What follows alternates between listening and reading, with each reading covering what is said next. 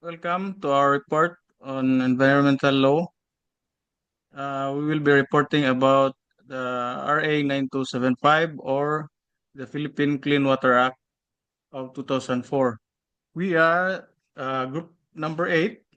My group members are Mr. Benedict Austero, Mr. Reden Clumera, me, Bon Maurilio, and Mr. Cyrus Balaba. So first, I would like to uh, let you identify the terms that will be used under this law.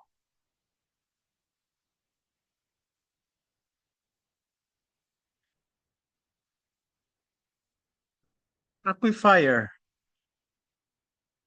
Aquifer is a layer of water-bearing rock located underground that transmits water in sufficient quantity to supply pumping wells or natural springs. Effluent. Effluent means discharge from known sources passed into a body of water or land or wastewater flowing out of a manufacturing plant, industrial plant, including domestic, commercial, and recreational facilities. Septage. A septage is a sludge produced on individual on-site wastewater disposal system. Example, septic tanks and cesspool. Sludge.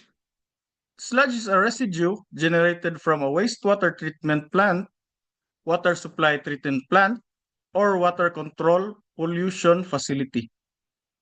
A sewerage is a system or network of pipelines for collection, transport, pumping, and treatment of sewage to a point of disposal. So the Philippines is surrounded by the bodies of water.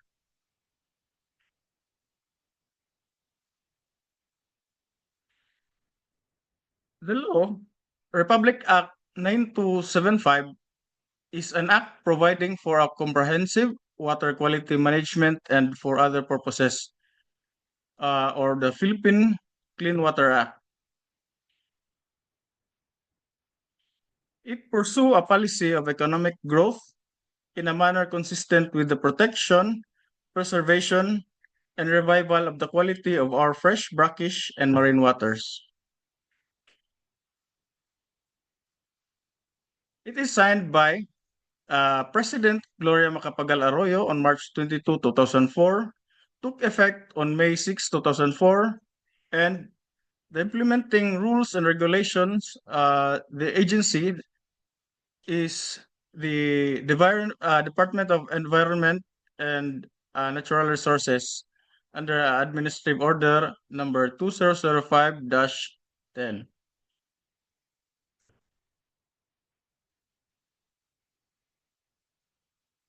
Continue, uh, Mr. Clomera will be the next to report, to continue the report.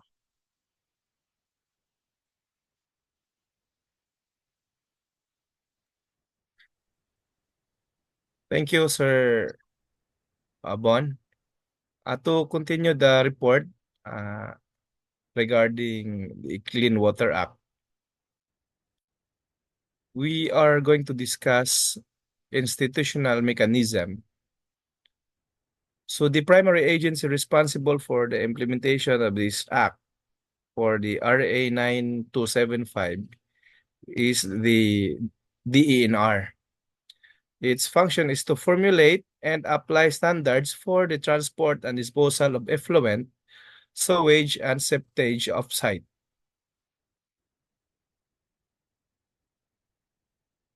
Next slide, please.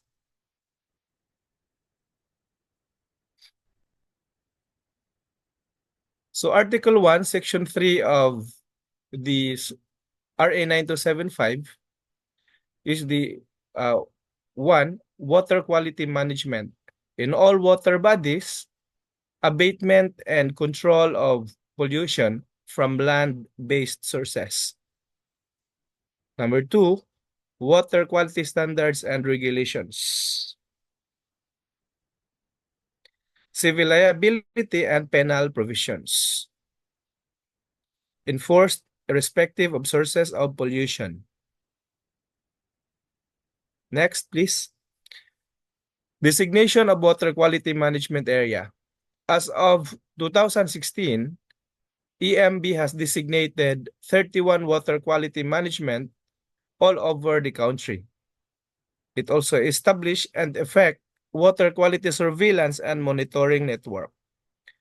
Keep their water quality within the water quality guidelines or criteria conforming to the water body's classification. Example, the Class C or the Class SC, or even improve the quality to higher classification.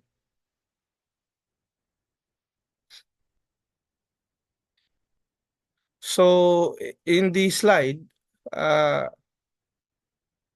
it is the Lake Buhi watershed.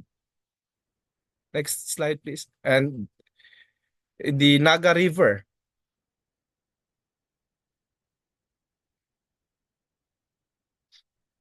So RA 9275, Section 13, it talks on water pollution permits and charges. So a wastewater charge system, it is a collection of wastewater charges or fees in Laguna Lake region and regional industrial centers. Strong economic inducement for polluters. It is to modify their production or management processes and to invest in pollution control technology in order to reduce the amount of water pollutants generated. And cover the cost of administering water quality management or improvement programs. So letter C, the cost of rehabilitation. Letter D, the fee will be according to the type of pollutant. And letter E, it's the classification of the receiving water body and other special attributes to the water body.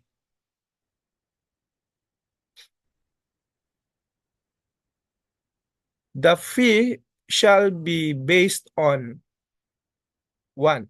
Net waste load depending on the wastewater charge formula. And it shall be established with due public consultation within 6 months from the effectivity of this act. Industries whose water effluent are within standards shall only be charged with minimal reasonable amount. The volumetric rate of discharge, heavy metals, is 30 to 150 cubic meter per day, or 8,000 for the amounting 8,000 pesos to 16,000 pesos. To continue the report regarding institution who are in charge of this Clean Water Act, I will give now the time to Sir Cyrus Balaba. DNR is tasked to attach to several government agencies, namely Philippine Coast Guard.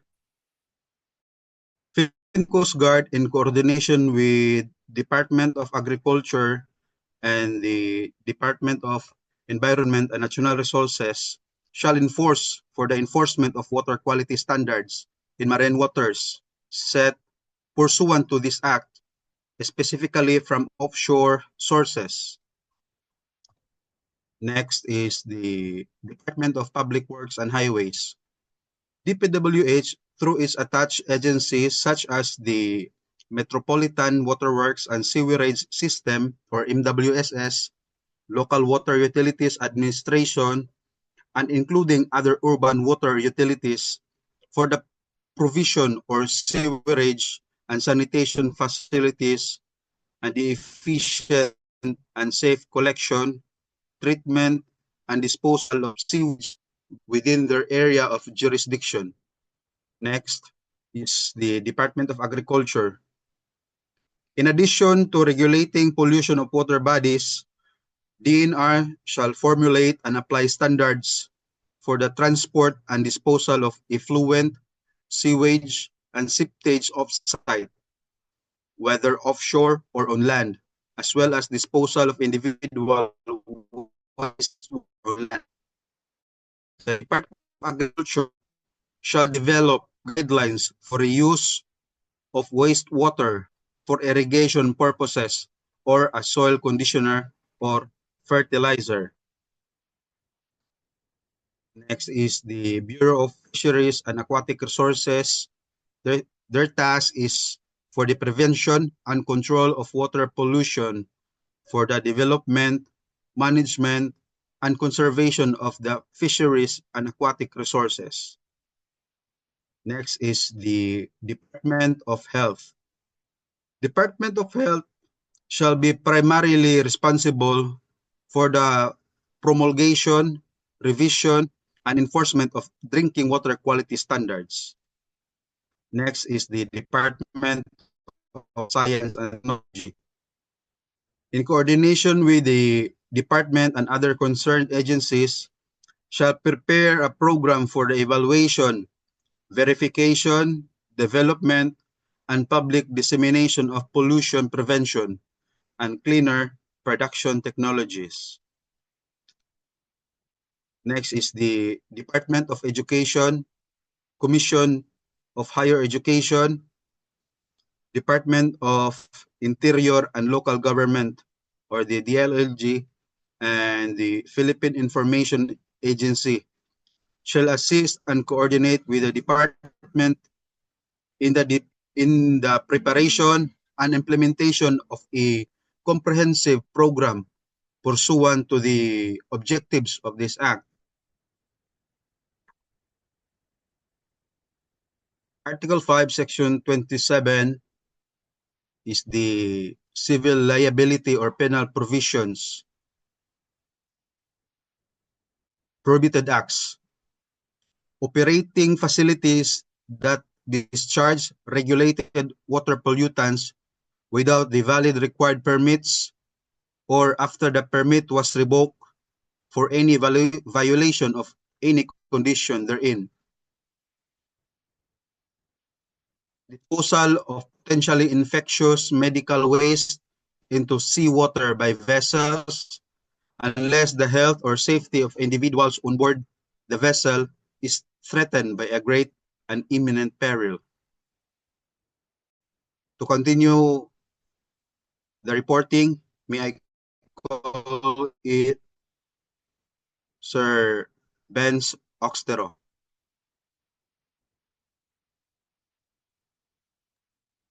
Thank you, Mr. Cyrus Balaba. To continue, still under the prohibited acts, is the unauthorized transport or dumping into seawaters of sewage sludge or solid waste as defined under Republic Act number 9003. To transport, dumping, or discharge of prohibited chemicals, substances, or pollutants listed under Republic Act number 6969. Refusal to allow entry, inspection, and monitoring by the department. Refusal to allow access by the department to relevant reports and records. Refusal or failure to designate pollution control officers whenever required by the department. And directly using booster pumps in the distribution system or tampering with the water supply in such a way as to alter or impair the water quality. Next slide, please. Moving on, we'll now discuss what are the fines, damages, and penalties. Number 1 is for the violation of the provisions. This will be fined by the secretary upon the recommendation of the board. Fine of not less than 10,000 nor more than 200,000 for every day of violation. Next slide, please. Increased by 10% every 2 years to compensate for inflation and to maintain the deterrent function of such fines.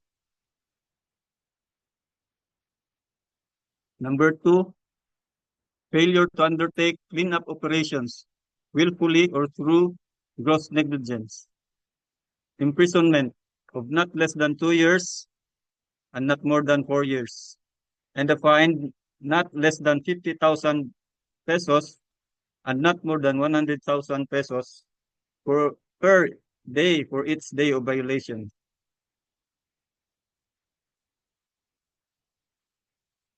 And if it will result in serious injury or loss of life and or irreversible water contamination of surface, ground, coastal, and marine water, the penalty will be imprisonment of not less than 6 years and 1 day and not more than 12 years, and fine of 500,000 pesos per day for each day during which the omission and or contamination continues.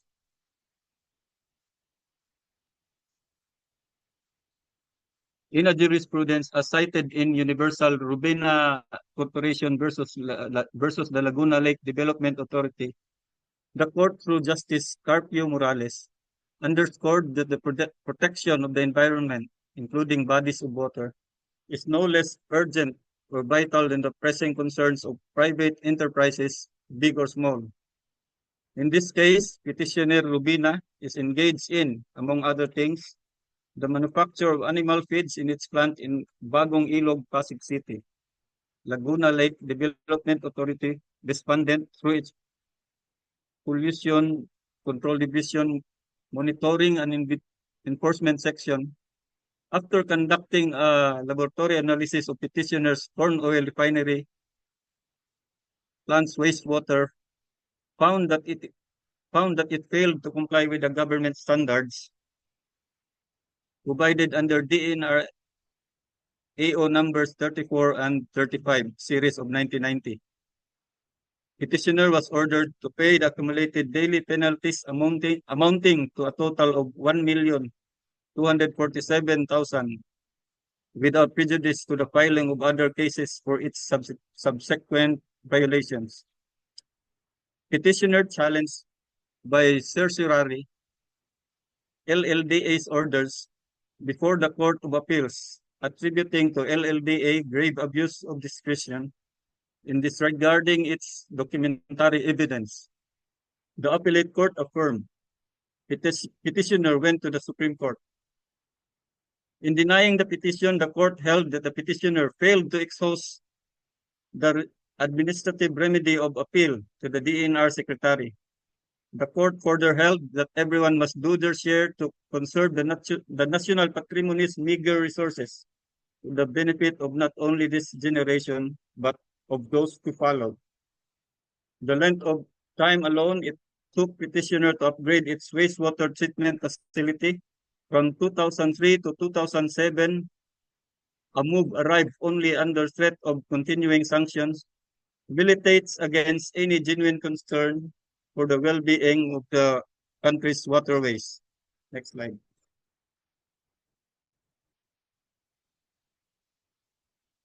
Next slide. Some issues and challenges on the water environment legislation. Inadequate logistical support to strictly enforce the Clean Water Act and related laws, financial and technical. Inadequate capacity of the law implementers, especially at the local level. Low awareness of the stakeholders on the existing law, rules and regulation on wastewater management.